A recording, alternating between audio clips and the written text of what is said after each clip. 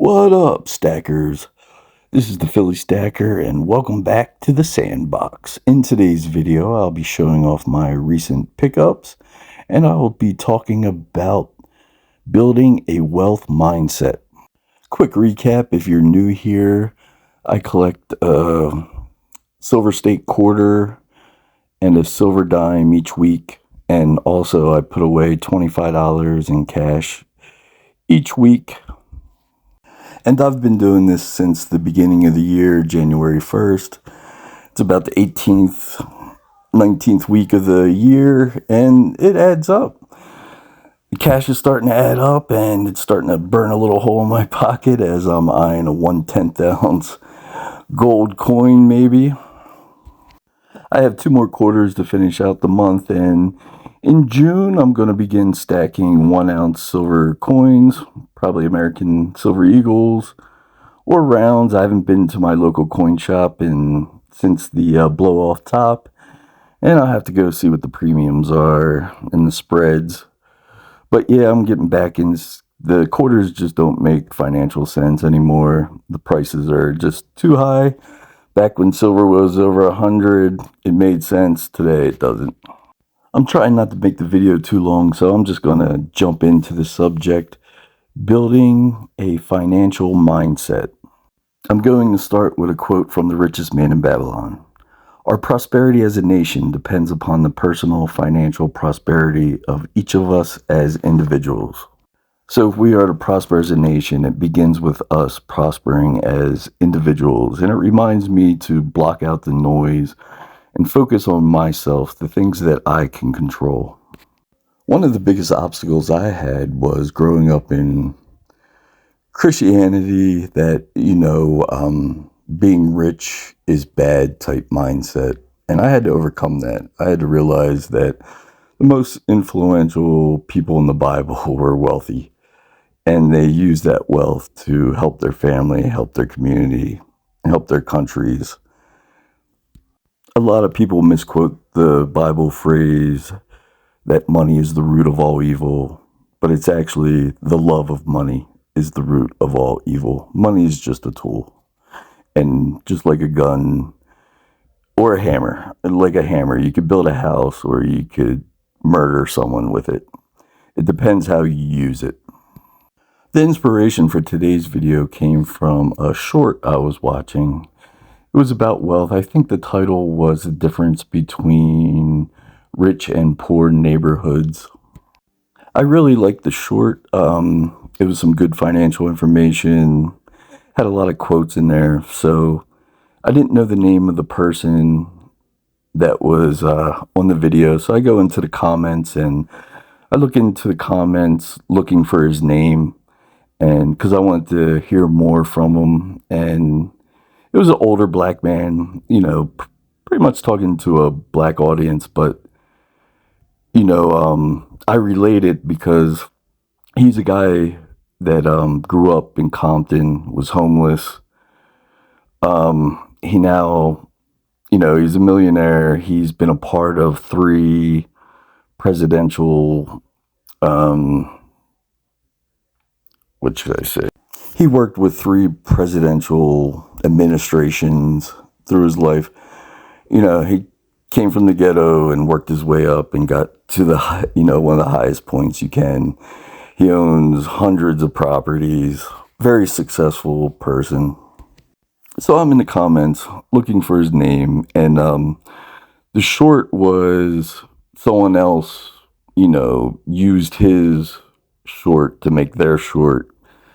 And so I'm looking in the comments, and the comments are, oh, wow, great quotes. I love that quote. And yeah, it's great information, everything like that. And I couldn't find his name. So I started looking at other shorts that, the same type. And I typed in the title, and some more shorts came up, and they were the same thing, different creators using his stuff. But so the second short I go to, at the time I didn't realize that it was from him, the actual short, and his name is John Hope Bryant.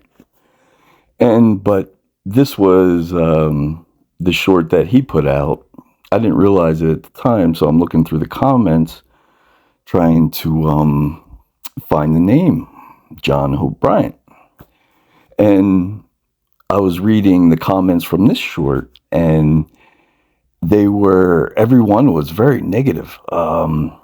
Because he began his short talking about the difference between like a rich neighborhood, poor neighborhood, and the loudness of a poor neighborhood compared to the peace of a suburb or something like that. And he's trying to make a point that in quietness, creativity flourishes. A lot of times, if you're in the ghetto, you have like a survival mindset.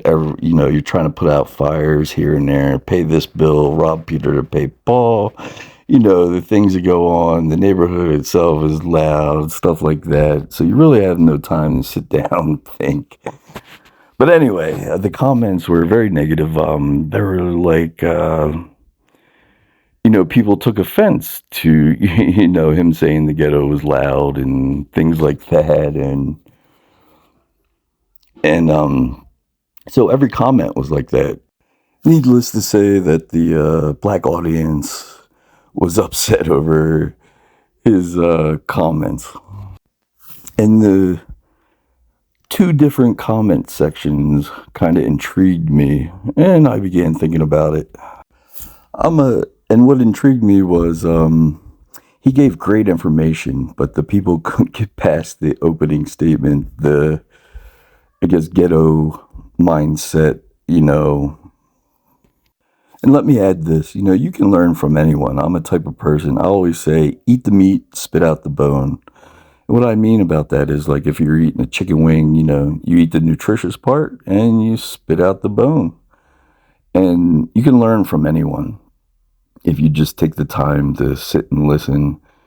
Even a person that's on, you can learn from an idiot what not to do. And what I try and do with people, even if I don't agree with them totally, I eat the meat, spit out the bone, I take out what's useful, and I disregard the rest. So I realized that, this was the original short, and I got his name, John Hope Bryant. And so then I went and found him on YouTube, clicked on his channel, and he has a channel. And the channel is about building wealth, having the right mindset. He starts with the baby steps, and he's really big on financial literacy. And, he has, he's wealthy. He doesn't have to do this. But he created a channel to help poor people build wealth. And all of his videos are, geared towards that. He delivers solutions. He just doesn't complain about the problem. And I've been thinking lately, hey, if I was ever rich enough where I didn't have to worry about anything ever again, like if I hit the lottery, what would my purpose in life be? And, well, exclude the lottery, because say I became wealthy, I didn't have to work anymore, what would my purpose be? And I thought hard, and, I would like to teach poor people how to become wealthy. That's where I would spend my time. And so, seeing this guy, a wealthy millionaire, now spending time helping poor people build wealth, I was like, wow, that's what I want to do in life. So I was intrigued by him and started watching some videos, and I've been getting a lot of value out of it. So I began thinking about the comment sections. I've been thinking about like my own journey, because I'm coming out of a survival mindset into an abundant mindset. I guess there's like 3 different transitions. You have the scarcity mindset, then you have a abundant mindset, and then there's like a builder mindset. And I'm coming out of the scarcity mindset into the abundant mindset. And I'm not near the builder stage yet, but I'm aiming for it. And for me, a lot of things are changing, like the way I view rich people. Like, I think eat the rich is ridiculous. Should learn from the rich. They're not our enemies. And there are bad rich people out there, but the majority of them are, self-made great people. And I'm sure anyway. So my mindset is changing. And he also had a video I watched also talking about gratitude. And I've been working on having a attitude of gratitude. And what I mean by that is like I work retail, a job that anyone can do. And it's not the most glamorous job, and it's a job that I didn't take seriously, until recently. And my mind switched from, I kind of hate this job to, wow, let me look at it in different perspectives because there's a lot of opportunity here. Like, if I worked my way up in the management, store managers make like $1 million a year. There's opportunity in this company. You could work your way up if you take advantage of things like that. And I began to look at my job different, and I'm now grateful that I have it, especially in this economy. AI is not going to bother me. I'll be dead before they take my job. But and I started to look at the advantages. It's a mindless job, and so I worked the night shift, and I could just put in earphones and listen to audiobooks, things like that. So I could take advantage of the time there, learning while I get paid. Like I said, I began to look at the advancement and the things they offered, and my mindset changed. Like I began to buy into the company, kind of. I started my 401k. They have an employee match, so they match my 401k contributions. They have stock. I took advantage of their stock opportunity. They, if I put in $100, they'll put in $15. And, I buy company stock, and that has been doing really well for me. And so I've been starting to take advantage of the opportunities that I have.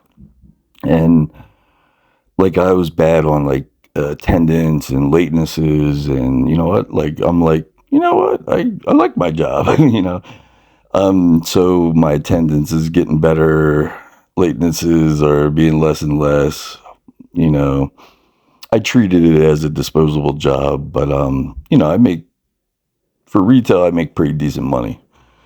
I make over $20 an hour, and it's hard to find a job where you just work 8 hours for $20 an hour. Usually, you have to work a job that, is 12 hours, things like that. I have control over my schedule. I work part-time at the moment. I work 4 days a week, and I can up that. Like if I want to work a fifth day a week, it's no problem. Like the last couple weeks, I've been, picking up extra shifts and stuff like that. I've been trying to build a stock portfolio. I just started buying some stocks, but I like my schedule. I have control over my schedule, how many hours I work. If I need extra money, I can work extra hours, no problem. I like having 3 days off a week. And I wanted to take that one extra day off a week and work on building something, work on myself. So I have a new appreciation of my job, and also get 10% off anything in the store, which also means groceries. So with inflation, that and prices going up, that 10%, helps out a lot. So I'm much more appreciative of my job because I have an attitude of gratitude. I'm thankful for what I do have. So what I've been learning is free your mind, your ass will follow. And as a poor person, I grew up in the ghetto, and as a poor person, and my family doesn't have any financial literacy, and so I've had to rewire my brain. And that's a process I'm going through, and the mind's a wonderful thing. If you program it with bad information, you're going to get bad results. If you program it with good information, you're going to get good results and answers, because your mind's like a computer. What you put in, subconsciously, it'll try and make that appear in real life. So a big part of my journey has been unlearning what I've learned. Like I said, the roadblocks of, like, money is the root of all evil. Eat the rich, and I realized that I'd never understood the game. I never knew the rules of the game, and I'm talking about like capitalism or investing, things like that. But my eyes have been opened up, and technology has been a huge factor. Like, I could sit on my phone and buy a piece of a company, say Google or something. I could buy $20 worth of Google just off of my phone. Back in the day, you'd have to go through a broker, have a brokerage account, and it was much harder for poor people. Today, investing and growing wealth is a lot easier for poor people due to technology. So yeah, becoming financially literate, learning about money has, changed my life. My goal was to learn how to make money while I sleep. And I got that off of Warren Buffett. Warren Buffett said, if you don't learn how to make money while you sleep, you'll work to the day you die. And, I'm up in years. And if I was 20, I have no doubt that, I would become a millionaire easily with time.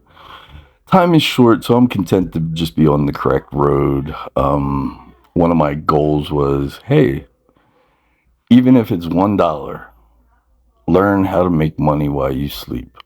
And I've been able to accomplish that goal. And I'm on the right path. And even though if I don't hit my goal of becoming a millionaire, I'm content with being on the right path. The speaker Jim Rohn used to say, set a goal to become a millionaire. And it's not about the money, it's about the person you have to become. And, and I'm maturing as a person as I become more financially literate. This year, I didn't get a tax return because a lot of that had to pay for capital gains. I made money in crypto, sold some crypto, and I had to pay taxes on that. And so now I have to learn about taxes. So this year, I'm going to be focusing, learning about taxes and stuff. And it's forcing me, the more money I begin to make, it's forcing me to grow more and more.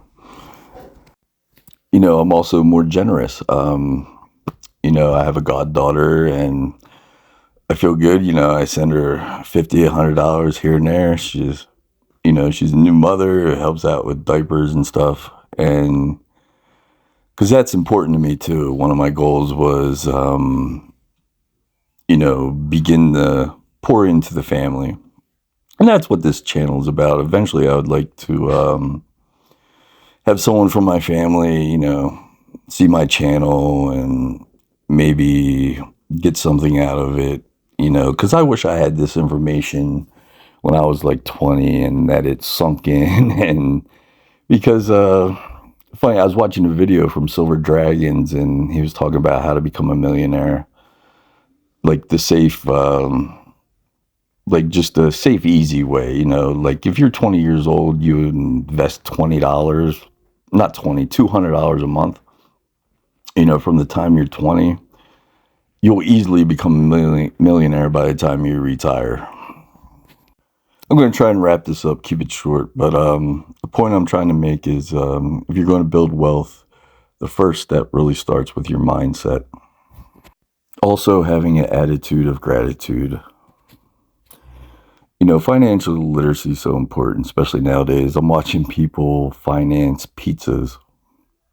you know, a $20 pizza is going to end up costing them $100 with interest. It's crazy,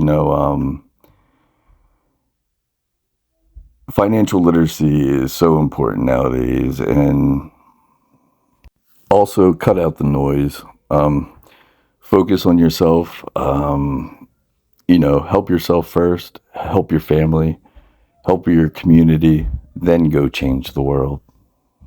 So work on getting that financial literacy up. I'll leave you with a quote from Aristotle. The educated differ from the uneducated as much as the living differ from the dead. Well, this is the Philly Stacker. Wishing you all the best. Keep stacking, keep learning.